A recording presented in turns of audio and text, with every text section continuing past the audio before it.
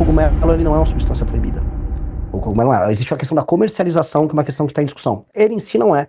E eu acho, eu defendo, eu volto a colocar aqui, eu defendo que a substância psilocibina, assim como o próprio canabidiol, e é uma defesa pública minha já há muito tempo, que sejam utilizados como tratamento, e tem muitas doenças que podem ser tratadas com eles. Falando em proposta, o senhor defendeu separar o Rio de Janeiro do Brasil. Como seria essa proposta que o senhor defendeu, que se eleito presidente, o senhor fará? Como vai separar o Rio de Janeiro do Brasil? Não era isso, é entregar um status de autonomia para o Rio de Janeiro. É igual Buenos Aires. É porque no vídeo, Renan, no vídeo o senhor fala separar o Rio do Brasil. Aí depois você fala, mas isso é bom, não é ruim e tal. Sim, é que só o hook, é o gancho do vídeo. Quando você assiste o vídeo inteiro, eu tô explicando que é entregar um status de autonomia. Porque existe toda aquela piada na internet de que, se a gente separar o Rio de Janeiro do Brasil, o Brasil se salva. Tem vários memes disso rodando, então eu brinquei com o meme, é um hook, é um gancho. O que está apresentado ali, a gente até lançou um site que é Guanabara Livre, né, para falar sobre como restituir o estado da Guanabara, e é uma autonomia, igual Xangai tem autonomia, igual Hong Kong tem autonomia, igual Buenos Aires tem autonomia, é você entregar o status de autonomia para que o orçamento do Rio de Janeiro fique lá, condicionado a determinadas atividades que teriam um status especial, como turismo, como produção de cultura e arte. O orçamento também fica condicionado ao desenvolvimento do combate ao crime organizado, porque infelizmente o Rio de Janeiro não consegue combater o próprio crime, que o orçamento fica muito espalhado, e ele é vítima também não só da Baixada, mas do restante do estado. Então, nesse sentido, é entregar esse status, porque a gente considera que o Rio de Janeiro é a porta de entrada para o Brasil, para o mundo. Né? O mundo conhece o Brasil muito através do Rio de Janeiro, por bem e por mal. Portanto, um status especial é entender o Rio de Janeiro como uma futura Dubai, como uma futura cidade, quase uma cidade-estado, que abre a porta do Brasil para o mundo. Na prática, o que isso representaria de mudança? Na prática, o orçamento do estado da Guanabara, que ficaria da cidade do Rio de Janeiro, seria administrado por essa própria autonomia.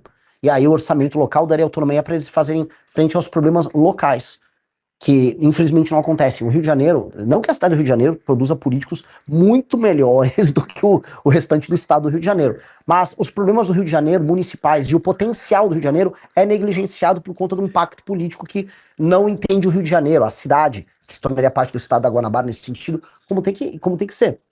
Né? Ou seja, os problemas de segurança, a vocação turística, a vocação como um polo de tecnologia, ela simplesmente não é tocada. E aí o entendimento do ativo Rio de Janeiro, que o Rio de Janeiro é um ativo para o Brasil, esse ativo não é bem administrado. E aí outras cidades ao redor do mundo entenderam, ou melhor, foram entendidas pela administração federal como ativos especiais, como por exemplo Buenos Aires com a Argentina. Buenos Aires é meio que para a Argentina o que o Rio de Janeiro é para o Brasil. O Rio de Janeiro não é uma capital formal, mas é uma espécie de uma capital simbólica do Brasil. Então entregar esse estado de autonomia permite que essa auto-administração conduza o Rio de Janeiro para um caminho diferente. Se Renan Santos vier a ser presidente da República, vai estimular operações policiais em comunidades dominadas pelo tráfico de drogas? Qual seria essa política para resolver a questão das facções criminosas no Brasil? Operações a esmo, não. A gente tem uma sequência de operações a esmo que foram feitas nos últimos anos que elas se encerram na operação em si.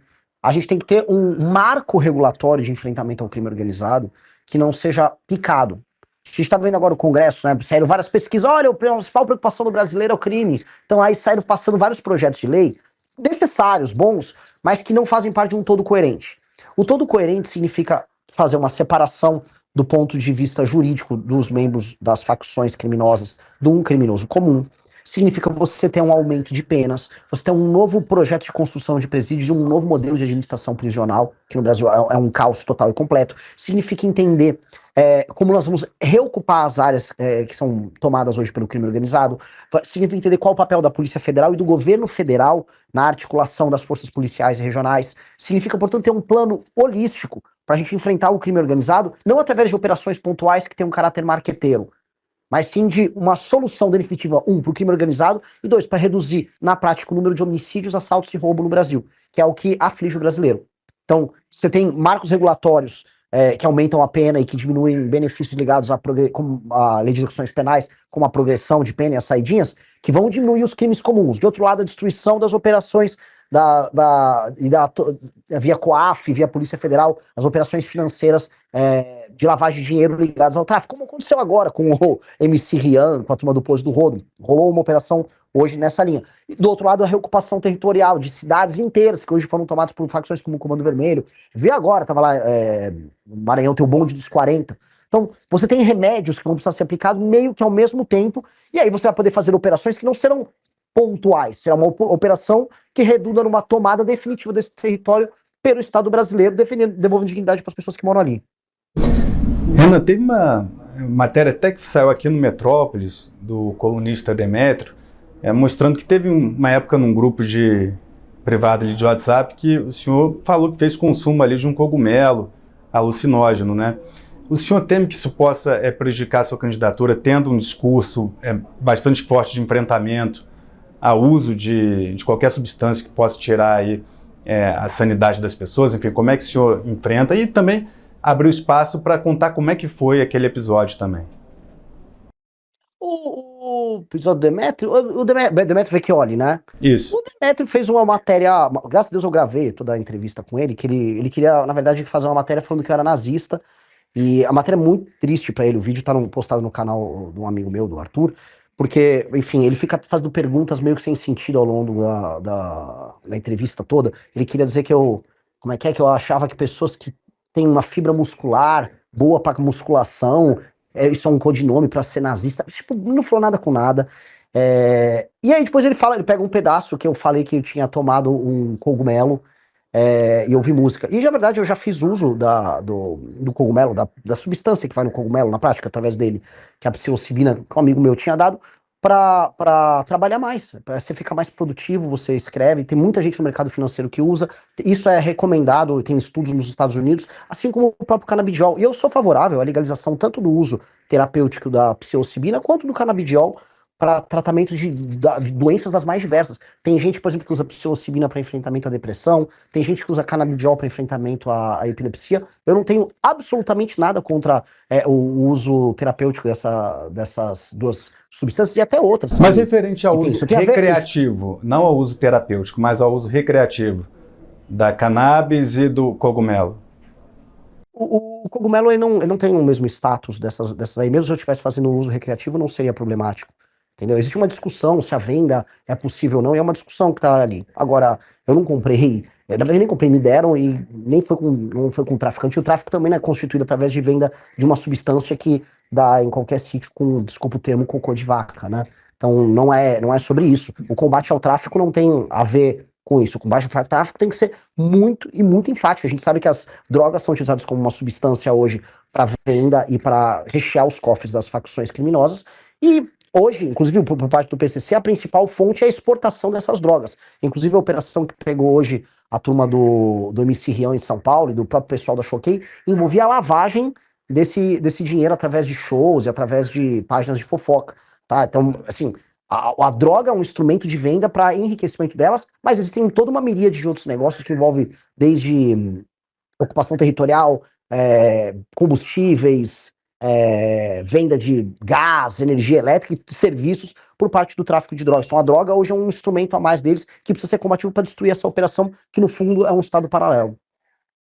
Você é bastante crítico do governo Lula em todas as políticas públicas do governo. O senhor faz bastante crítica, segurança pública, educação, enfim. Agora, em relação ao governo Bolsonaro, ainda no tema da segurança, o senhor acredita que o governo Bolsonaro não deu conta de atuar na questão da segurança pública? E eu pergunto porque a gente tem também a candidatura, obviamente, que vai, né, de Flávio Bolsonaro, que representa ali a mesma linha do pai. Por isso que eu lhe faço essa pergunta relacionada à segurança pública no governo Bolsonaro. Sim, basicamente o ministro Sérgio Moro, então ministro da Justiça, tinha entrado com um pacote anticrime e o governo Bolsonaro não fez nenhum esforço. Acabou passando uma versão deturpada com a emenda do Freixo, que o Bolsonaro foi muito criticado à época e com razão, do ponto de vista de medidas legislativas que aumentassem as punições para o crime organizado ou de operações sistemáticas contra o crime organizado, praticamente nada foi feito por parte do então presidente Bolsonaro. No que me assusta agora o Flávio falar que ele vai ser o Nayib Bukele. Na época, ele também não tentou passar nenhum tipo de legislação sobre isso. Na prática, inclusive, quando houve a discussão sobre passar no Senado a prisão em segunda instância, que foi o motivo da derrocada da própria Operação Lava Jato, e que também acaba interferindo na prisão de bandidos violentos, o Flávio também não fez porcaria nenhuma. Então, nunca houve vontade política, vamos dizer, enfática deles. Muito pelo contrário, se a gente pega a atuação do Flávio Bolsonaro na Assembleia Legislativa do Rio de Janeiro, o que ele fazia era ser próximo de uma das vertentes do crime organizado, que eram as milícias, né? Ele premiava o Adriano Nóbrega, era amigo, era próximo dele, tinha gente da família do Adriano Nóbrega no gabinete dele, aparentemente trabalhando com dinheiro em cash oriundo de salários, então não acho que haja essa vontade da parte deles. Nunca houve, isso é só marketing. O senhor acusou Flávio Bolsonaro de copiar discursos seus. Quais seriam esses discursos? Um exemplo é o discurso do Nordeste é a solução. Esse foi o cara de pau. A gente literalmente fez uma tour pelo Nordeste de carro, né? Ele não faz, ele vai com um jatinho, aparece, faz um evento do PL e vai embora. Explicando soluções políticas para o Nordeste e soluções econômicas para que o Nordeste seja solução para o problema político brasileiro. Tem toda uma tese nossa construída sobre isso, sobre como ao gerar classe média no Nordeste, a gente acaba gerando complexidade econômica, complexidade social e mudança nos padrões de voto do eleitor de lá. Com pesquisa mostrando cidades do Nordeste que, ao criarem atividade econômica mais complexa, alteraram a dinâmica de votação, diminuição da compra de voto. O Flávio, como ele quer ter voto no Nordeste, ele achou que, entendi, Nordeste é a solução, sei lá, porque eu vou ter voto lá. Isso é um exemplo dos mais bizarros. Outra coisa, quando eu dei uma série de entrevistas, inclusive aqui no Metrópolis, eu falei, primeira coisa que eu vou fazer é enfrentamento ao crime organizado e uma agenda fiscal muito, muito dura para resolver o problema fiscal que o Brasil está indo. Flávio, quais são as duas primeiras coisas que você vai fazer? Ele fala igualzinho. Então, assim, tem uma coisa que ela é cômica, que ele, basicamente, ele copia as coisas que nós falamos e aplica hoje para uma audiência maior, porque ele é mais conhecido do que eu, para tentar parecer original naquilo que ele fala. Só que eu acho engraçado que tudo aquilo que eu falo, que envolve, por exemplo, o combate a práticas ligadas ao partido dele, aí ele não faz. Por exemplo, a reforma administrativa que a gente está falando, com os índices de desempenho nos municípios ao redor do Brasil, como isso atinge o PL e os amigos dele do Centrão, aí ele finge que esse assunto não existe, porque na prática prefeitos do PL, no Maranhão, como eu estive lá vendo, são parte do mesmo problema. Então ele não vai entrar. Na verdade, se eu for pegar até esqueci o nome do cara, acho que é não sei o que, Ruas, o cara que ele quer lançar lá, acho que de Belfort Roxo, lá da Baixada Fluminense, exato.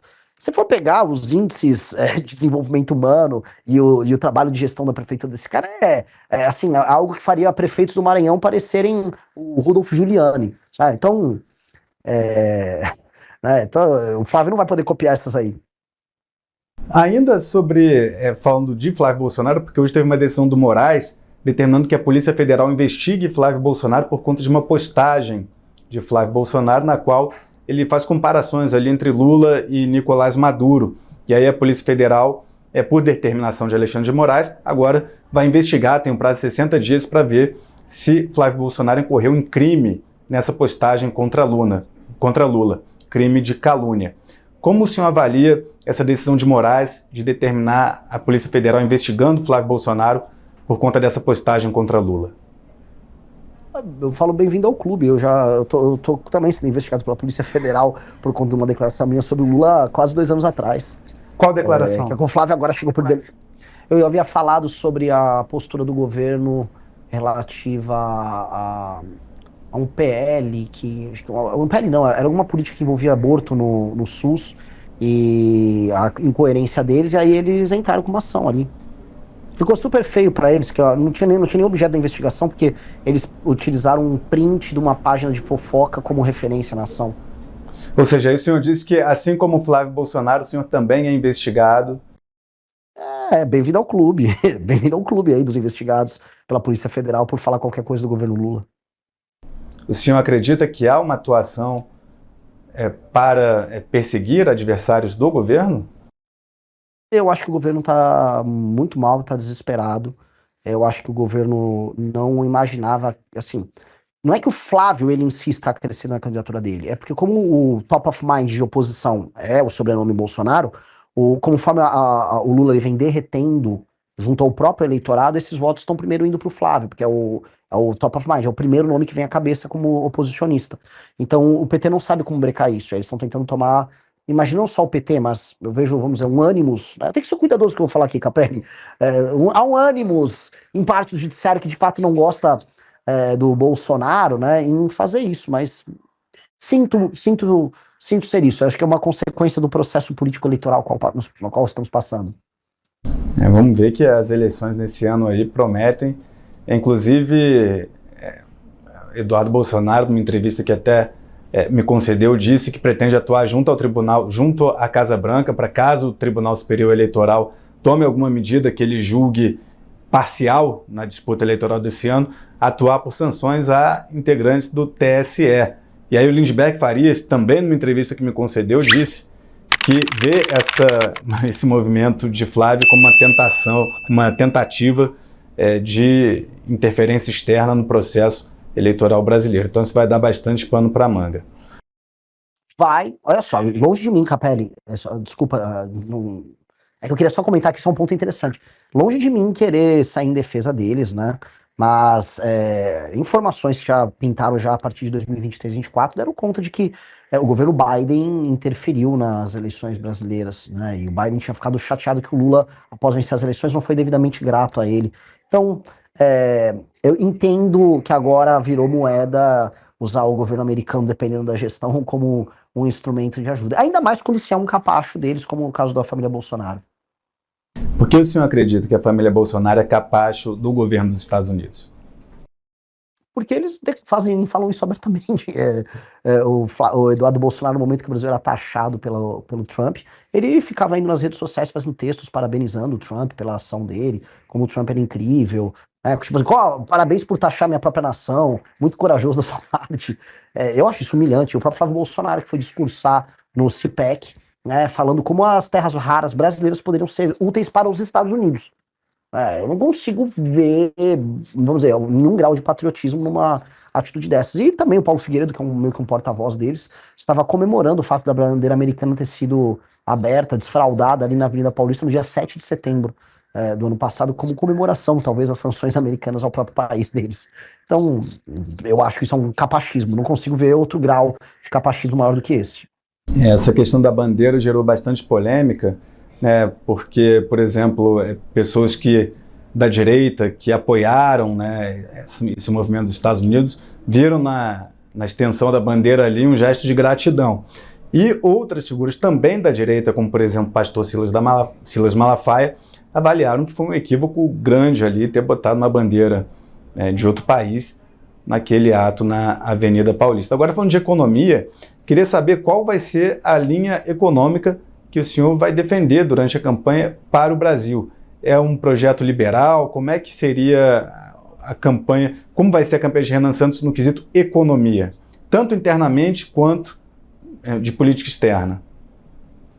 Em termos internos, a gente tem que entender o que nós temos no Brasil. Nós temos um país que está indo para uma rota de colapso do ponto de vista fiscal, ou seja, as contas públicas elas vão estourar. A gente já está no limite, batendo recorde de arrecadação, ao mesmo tempo que a taxa de juros está no nível mais alto possível. Ou seja, nós estamos, enquanto país, numa rota de quebradeira e não sabe como resolver. Tanto que a função do governo federal hoje é apenas aumentar a alíquota de imposto para aumentar a arrecadação, para tentar ficar sobrevivendo e empurrando essa bucha para frente. Ou seja, vai precisar de uma reforma fiscal gigantesca, tá? Com um impacto fiscal grande, que gere no mínimo 3 trilhões de reais em economias nos próximos 10 anos. Tá? Tem uma PEC que foi protocolada pelo Kim Kataguiri e outros deputados federais que está em processo de coleta de assinatura, que eu defendo essa PEC, tá? Então até para não parecer um cara, para não parecer não ser um cara genérico que vem aqui falar com vocês, a PEC está protocolada, é só pegar o número da PEC que está lá no Congresso Nacional, lá tem todas as medidas, que eu também posso discorrer aqui se for o caso, mas todas as medidas que são adotadas para a gente fazer um enfrentamento à crise fiscal. Então, com essa PEC é prevista lá, de acordo com os consultores da Câmara, 3,3 trilhões em economia em 10 anos, isso sem contar com a economia redundante da baixa natural que vai haver na taxa de juros. Né? O CDPP, que é um importante instituto que trabalha com políticas públicas, estima que uma medida similar, né, se adotar essas políticas, você pode baixar a taxa de juros já no médio prazo para a taxa de 5 pontos percentuais, o que teria um impacto econômico e nas contas públicas colossal, né? Um impacto inclusive na geração de riqueza. A gente acredita, e os melhores estudos de políticas públicas nos levam a isso, que o ajuste fiscal feito na parte da despesa é o mais duradouro e que funciona melhor. Então a gente vai ter que fazer um ajuste fiscal direcionado à parte de despesa. E aí, com base nisso, a gente vai abrir espaço fiscal para investimentos e com novos marcos regulatórios, e assim, graças a Deus, passou a lei ligada lá ao licenciamento ambiental, a gente vai poder fazer uma série de obras, agora acelerar o processo de construção de estradas, ferrovias, de usinas, para a gente aumentar a produção energética, facilitar a entrega de produtos e reduzir o custo do Brasil. E entrar paralelamente com a nossa agenda de competitividade, que envolve facilitar a abertura e fechamento de empresas, facilitar a contratação e demissão de pessoas, ou seja, ter uma lei trabalhista muito mais flexível. E aí, juntando todos esses elementos... Facilitar a demissão de pessoas não é algo que depõe contra a classe trabalhadora, enfim, não é algo prejudicial no âmbito geral para a população, facilitar demissões? Não, na verdade, todas as experiências mundiais nos mostram que leis trabalhistas mais flexíveis em economias em desenvolvimento geram um desenvolvimento econômico mais rápido. A coisa mais preocupante para a classe trabalhadora é não ter trabalho, que é o que está acontecendo em boa parte do Brasil. As pessoas falam, o Brasil vive em pleno emprego. Não. O suposto pleno emprego são pessoas que estão indo procurar um emprego formal. Na prática, as pessoas estão vivendo de bicos, as pessoas estão vivendo de auxílios do governo e as pessoas estão vivendo de subemprego. E há um pequeno percentual vivendo do CLT e um grande percentual dos brasileiros estão vivendo de mês. Ou seja, é uma semi-informalidade que as pessoas estão vivendo. Então, este modelo que nós estamos vendo é um modelo inadequado, é uma gambiarra. E esta gambiarra não pode ser comemorada, ela tem que ser resolvida. A gente tem que gerar empregos de qualidade para as pessoas. Então, a melhor política para gerar empregos é ter empregos. E isso se dá através de uma política que não penalize o contratante e nem penalize o contratado. Você criar uma política que você acha que está protegendo o trabalhador, simplesmente dando medo no contratante em contratar, você vai fazer com que o contratante não contrate, que é um efeito na prática recessivo. Então, as melhores experiências em países de desenvolvimento agora, posso pegar Vietnã, posso pegar Índia, posso pegar a própria China, que apresentam um desempenho de crescimento de países de desenvolvimento muito superiores ao Brasil, nos mostra que a gente precisa flexibilizar essas leis. E é uma coisa que nós vamos fazer. Sim, perfeito. E aí, só fechando, o Capelli, não queria... Essa é a parte, vamos colocar aqui, liberal do nosso pacote. Do outro lado, nós temos que fazer ter um olhar para as regiões menos desenvolvidas, que eu visitei agora no Maranhão, que estão numa situação de penúria. Não existe atividade econômica minimamente complexa em boa parte das regiões norte e nordeste do Brasil. E nessas regiões que há população, ou seja, há alguma densidade populacional, misturada a baixa atividade econômica, o Estado vai ter que atuar.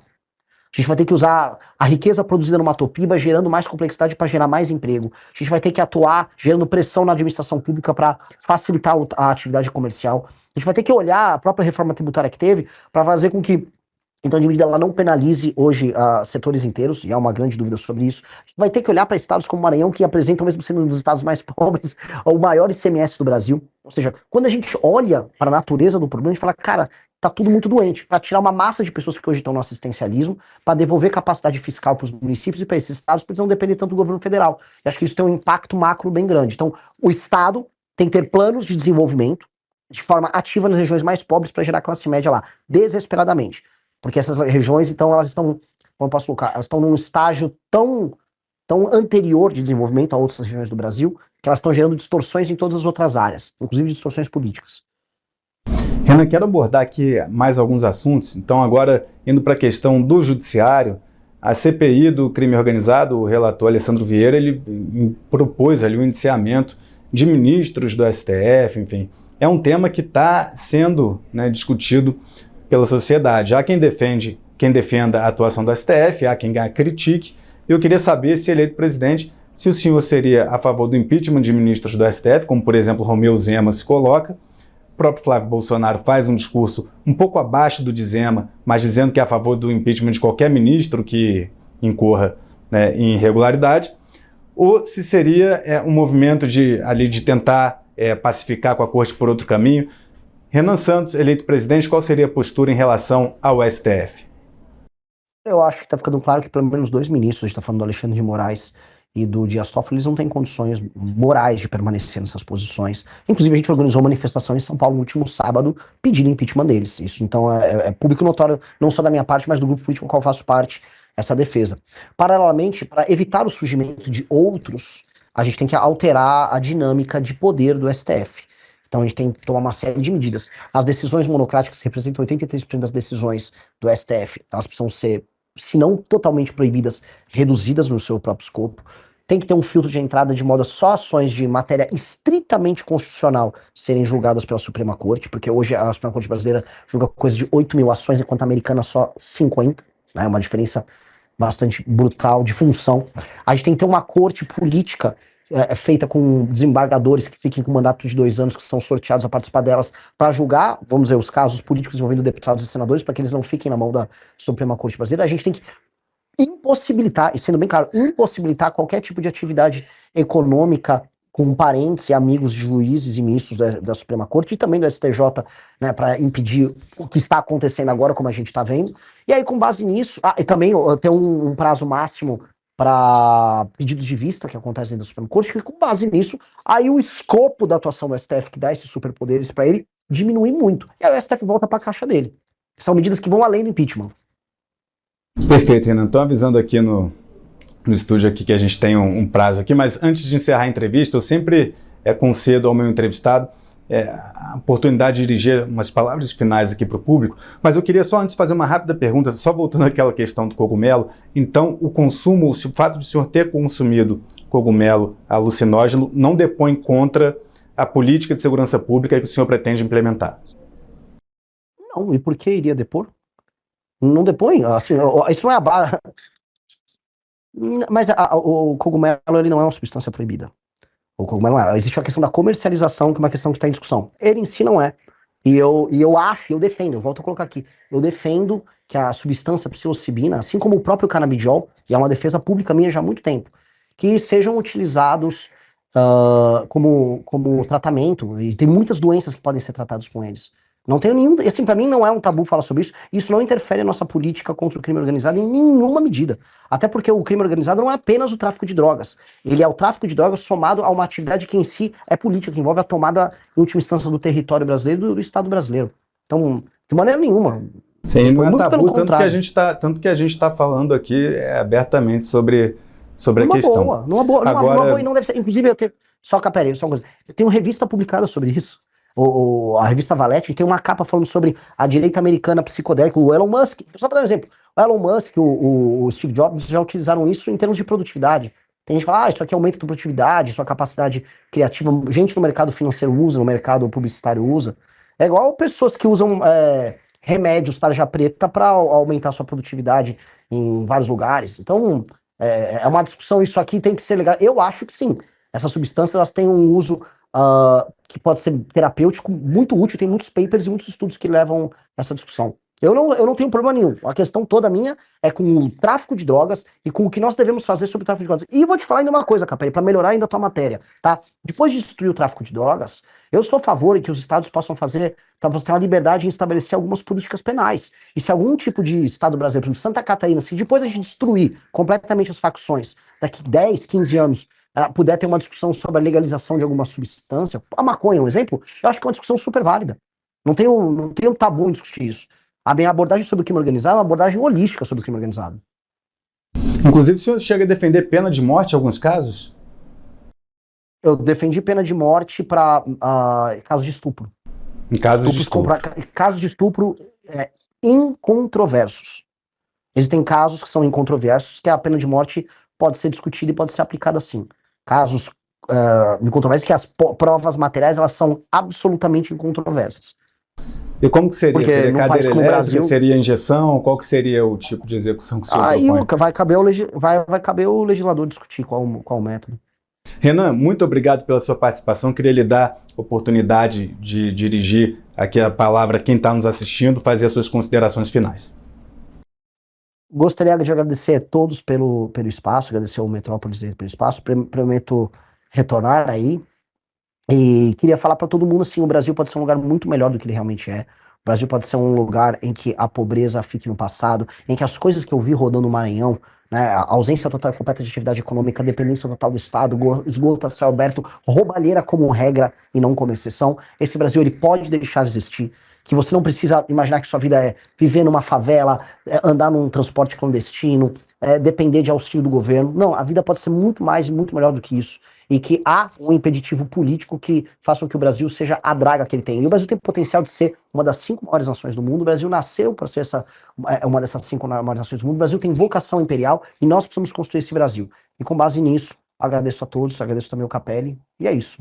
Até mais, galera. Muito obrigado, Renan Santos, obrigado a você que nos acompanha até agora. Siga as redes sociais do Metrópolis, a coluna Paulo Capelli em metrópolis.com. E é isso, um forte abraço, tchau, tchau.